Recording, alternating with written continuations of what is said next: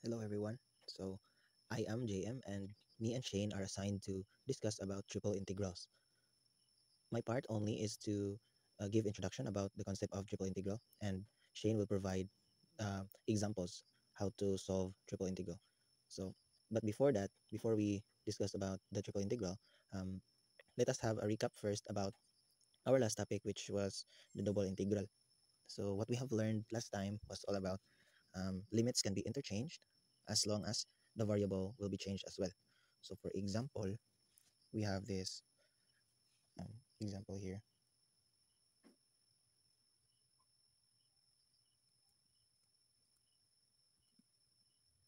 So if we change this one, if we interchange this,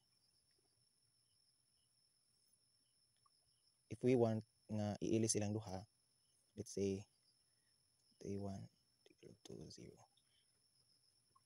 So it is okay if atong ibali ang duha ka integrals as long as we also change the variables. Okay, that is part of the discussion of the last group. And also, in integrating double integral, um, we will integrate the inner integral first. So what I mean by that is we're going to integrate this first, and the result of integration of this one will be the outside na pod.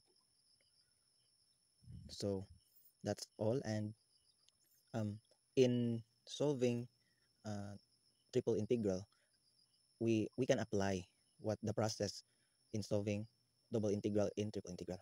So kung unsay process sa double integral, magamit ra gyapon sa triple integral. But the difference is that in triple integral, katulo ta mag-integrate, while sa double integral, kaduha ra ta mag-integrate. Now let us proceed to the next part. So what is triple integral? Triple integral is a mathematical tool used to integrate a function of three variables, function x, y, and z, over a three-dimensional region, V. So, what is the purpose of triple integral? Its purpose is to calculate the volume of a three-dimensional objects.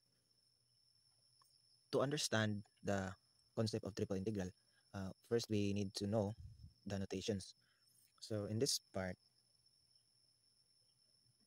so this is talking about the limits. Like for example, 0 or 3, 0, 3, 0, 3. So, this magkuha siya sa dimensions na to kung pila ang measurement niya. For example, let me draw an illustration. 1, 2, 3, 1, 2, 3, 1, 2, 3. So this is the dz, the dy, dx. So in this part, ang function ani niya sa notation kay starting from the origin 0, 1, 2, 3. 0, so sa d with respect to x ni siya. So with respect to y, origin 0, 1, 2, 3. Sa dz, 0, 1, 2, 3. So muna ang function sa kini nga sign, integral sign. Magkano siya sa upper limit o sa lower limit. So ang kini nga part, kini siya kay mag-represent ni siya sa um, subsquares or kini siya no kay pwede siya tawagon og V, kining three-dimensional region V mo ni siya. So kini talks about subsquares or a single point under sa kaning dimension sa or a single point sa under the region of a three-dimensional figure. So mas masabtan na nato later on. So ang purpose ani is this is the dimensions. So sa ginaingon pa nako kini siya diri the dx, the dy, and the dz. So mag-illustrate ni nako siya gamit ang Rubik's cube. So ako ang i-draw ang Rubik's cube gamit ni siya. So ana tangtalan ana.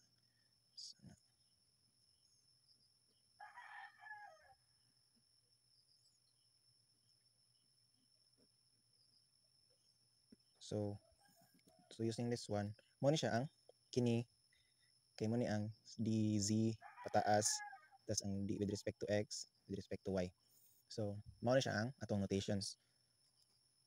So in addition po di ay kini siya is the function nga ang ato ang gi-integrate. katulo. So kini siya nga function integrate nato una ani the kanang sa tawag ni first integral, then sunod the second integral nga naay upper limit 30 nya 30 pa lang sa first integral pero with respect to x ang unahon. Then next integral ang result ani kato na po siyang i-integrate nga 30 gyapon ang limits niya with respect to y na siya. Then ang result ani ato na pong integrate gamit ning outer limit nga 30 gyapon ang limit niya pero with respect to z na siya. So if kini bitaw siyang region, ang region sa three-dimensional object, if ato nang isuwat ang iyahang kanang bounded region ba, inanian siya kasi 0 is less than x, less than or equal to x, less than or equal to 3. So if sa y inanian sa siya, the same na sila. So pasabot ani is, for example, kini siya Cartesian plane, na siya x, na y, tapos na po siya z, or the length, width, and the height. So pwede mo na siya ma-extend diha, yan ay arrow, extend diha, yan ay arrow, extend dito na arrow. But ang pasabot ani, ari ra jud na siya kutob sa limit nga 3, which is the upper limit, lower limit there is origin 0. Meaning, ang ato ang three-dimensional object kay bounded ra siya starting from 0 to 3. Tapos dili na siya malapas diri. Ang x ara ra siya nga part, ang sa y ari ra nga part, then sa z is ara ra siya nga part, dili na siya ma-extend pataas. So, nay question nga, sir nganong 3 man ang imong gibutang diri? So, ang ato ning reference ani is the Rubik's cube. So nganong makasulti ta nga 3 siya diri, nga 0 tong upper lower limit kay kung mag-base ta Rubik's cube, this is a 3 by 3 Rubik's cube. So ato lang, let's suppose nga kini siya nga point mo na tong origin, tas ari nga side is the x, there is the y, nya padong pataas is the z, for the length, the width, and the height. So if we are asked to find volume of this three-dimensional figure, which is the Rubik's cube, using triple integral, so mas dali na to siya masabtan if kay balota mo understand sa notation o sa naputay illustration diri. Pwede na to siya ana. So na siya sa length o sa width ya. Then pwede na to butang pulog height na. Pero complicated na siya. So yeah, we are using the Rubik's cube sa pag-solve ani. So karon let us proceed to the example o kung saan pag-calculate para makuha ang volume ani. So let's use this one. So example.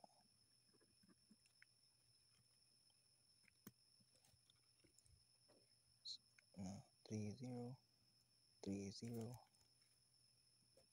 30 1 dx dy dz. So if kining Rubik's cube ato siyang solvon ang volume niya using triple integral. Remember mo kining mo nang ako siyang giingon og subsquare. Kay ang goal man gud sa triple integral is we are calculating the kanang mo siya small area ani nga square. Sa Rubik's cube naman siya small squares, which is kini calculate na to ang area ani, calculate ang area ani, and then once na-calculate na to na, kay atong i-add ang tanan nga area ani mga small squares, nya i-add na to silang tanan, nya ang result ana kay mao na ang total volume sa whole 3D figure. So sir nganong ang ato ang upper limit kay 3, kay which kay ngano man ang Rubik's cube 3 by 3 man siya. So na siya length nga 3, na pud siya width nga 3, ug nay height nga na siya length nga 3, nay width nga 3, na pud siya height nga 3. So 3 atong upper limit, atong lower limit kay 0. So if ari mo ta nga nganong ang kini siya nga function sir kay nganong na 1 man siya. So na 1 siya kay ang kini man gud kay nagisgot mo ni siya about a single point of a region sa three-dimensional figure, which is kini. So magisgot ta single point, so 1 siya. Yeah.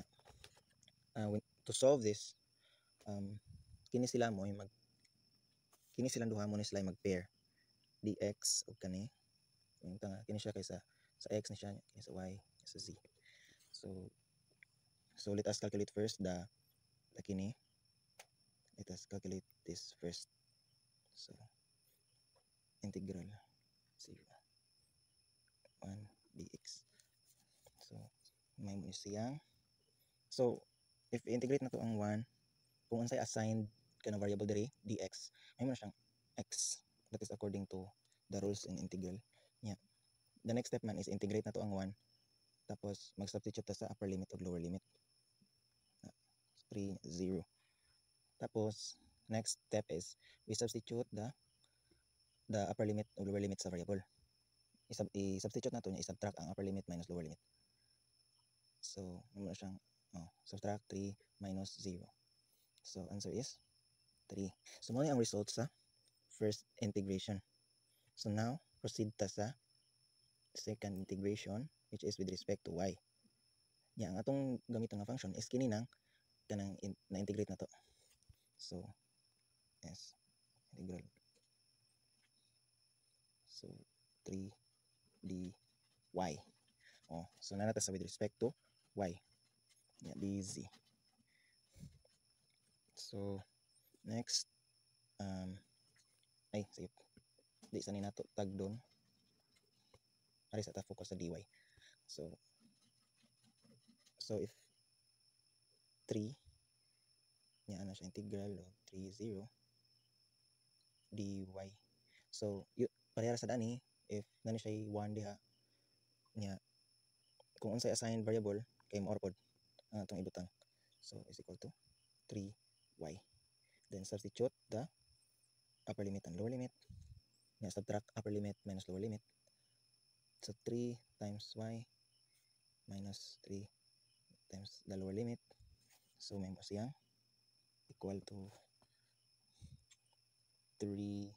So upper limit 3 3 3 0.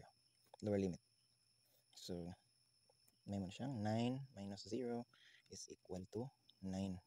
Okay, so this is the second integration. So since triple integral man ta, wala pa tanahuman. Dapat tay with respect to z. So this is the outermost integral nga atong i-calculate. So kini na atong gamiton nga function, dili na kini ang 3.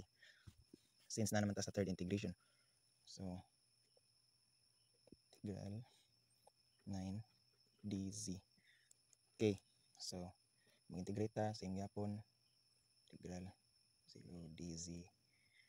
So ano na siyang 9z dayon substitute na to ang upper limit minus lower limit.